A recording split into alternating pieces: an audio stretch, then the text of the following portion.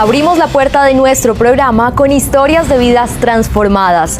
Por esa razón, hoy Valentina nos trae un nuevo testimonio.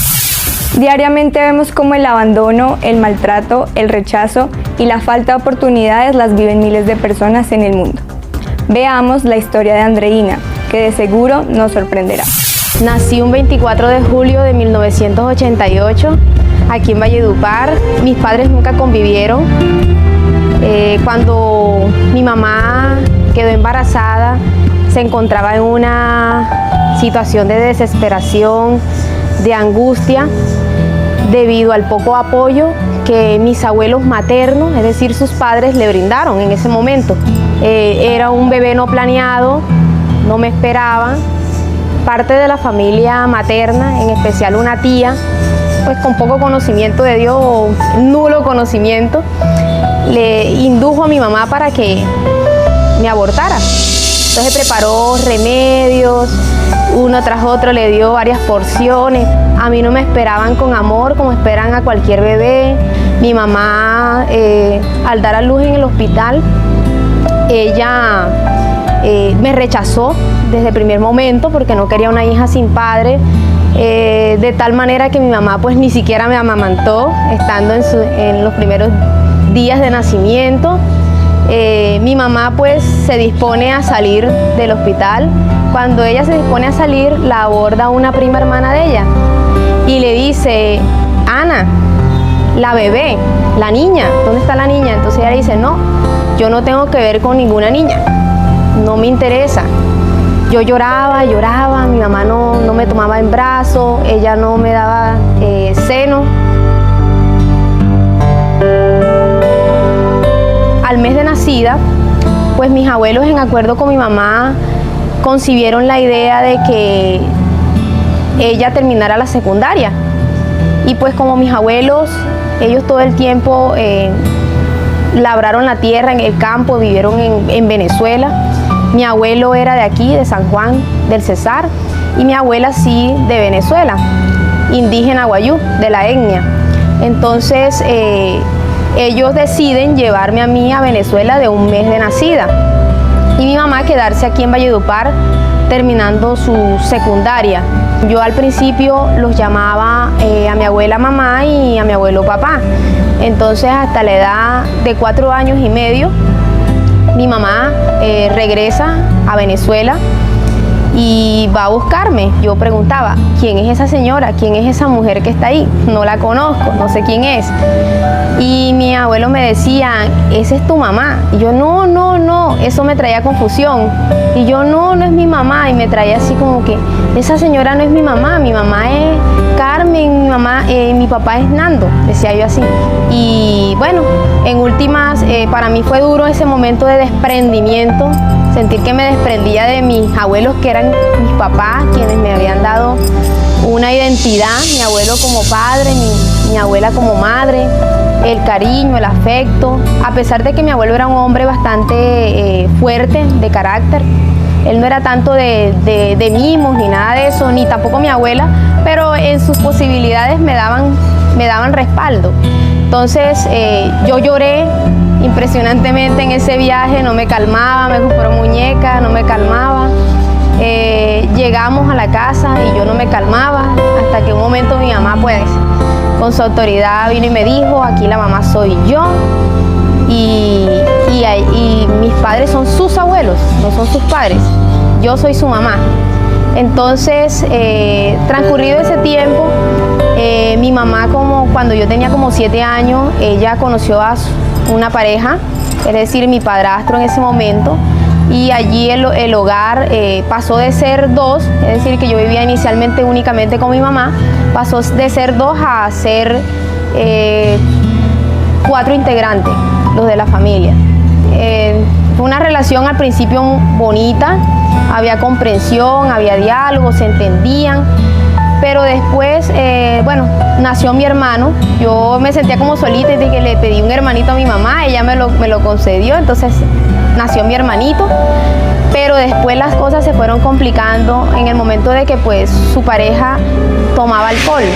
Entonces era mujeriego, tomaba alcohol y al momento de que llegaba a la casa llegó a generarse situaciones de violencia intrafamiliar. A mí me tocaba presenciar eso, me tocaba correr desde la zona donde yo estaba para ir a buscar a un tío de parte de madre, es decir, el tío en primer grado de mi mamá, y tener que pedir auxilio, ayuda para que pues llegara, o en ocasiones llegaban vecinos porque era tan grande el escándalo. Cuando se veía ese tipo de situaciones, yo a mi hermanito lo cubría, lo abrazaba, me lo llevaba. En última pues me tocaba dormir en casas de vecinos. En fin, eran golpes que ellos se daban y yo presenciaba todo eso y a mí me producía un dolor profundo en mi corazón, me sentía muy triste. Esa situación me generaba mucha tristeza, de verdad.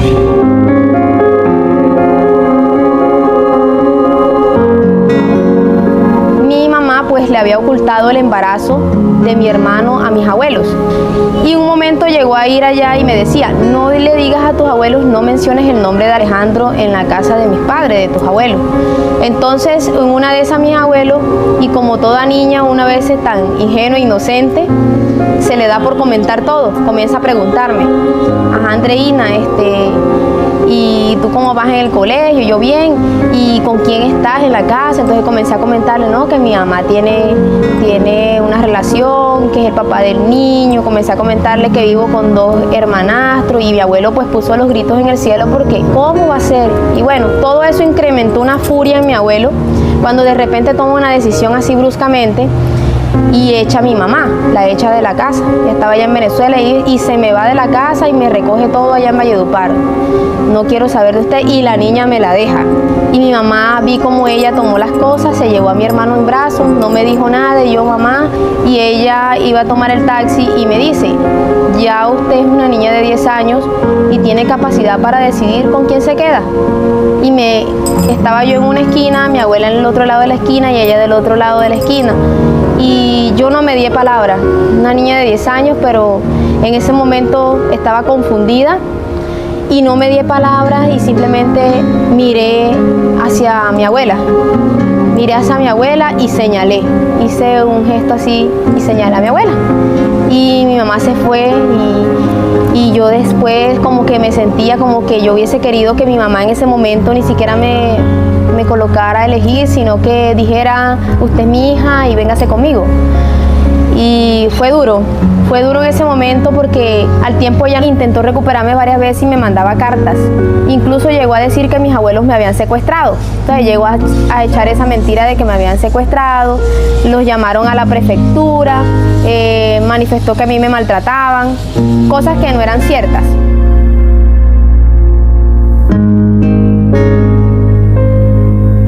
Cuando cumplí los 14 años, fue como la segunda vez de la última vez que había visto a mi mamá a la edad de 10 años.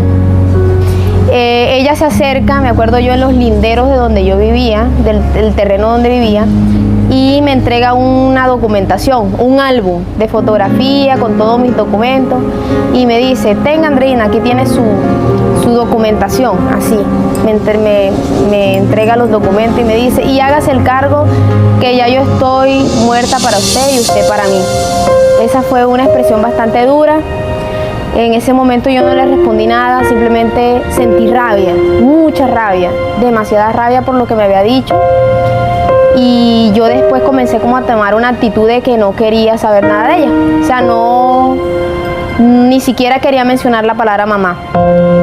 Mi abuelo se le iluminó la chispa, por decirlo de algún modo, y me pregunta que si yo conozco mi familia de parte padre. Yo le dije que no, que yo lo que me acordaba era de mi papá a los 5 años.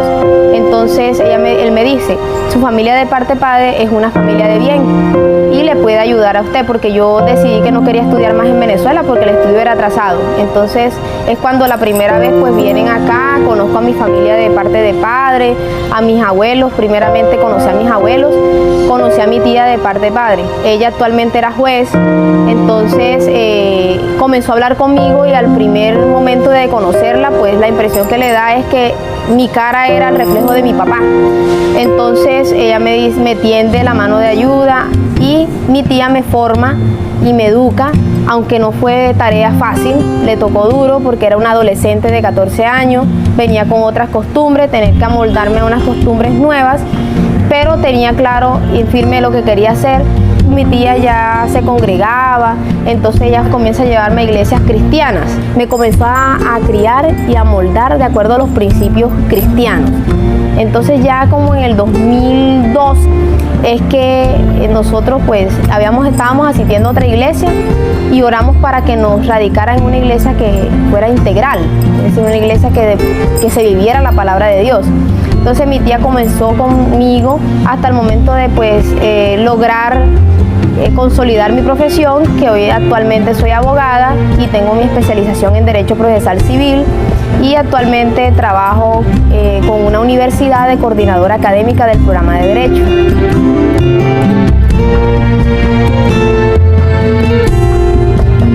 El mensaje es que nada los amilane. Hay muchas historias tristes y difíciles, pero Dios definitivamente es la fuente de vida, la fuente de esperanza, es el único que es capaz de llenarnos nuestras áreas y es el único que es capaz de darnos esperanzas. Las esperanzas no las encontramos, nosotros no encontramos amor ni en las personas, ni que nos llenen los vacíos la pareja, ni los hijos, ni en donde estén ubicados, en los roles que estén ubicados, sino Dios es el principal.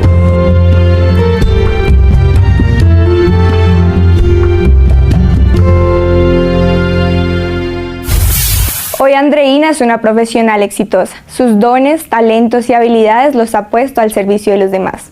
Recuerden que las puertas de Casa sobre la Roca están abiertas para usted y su familia.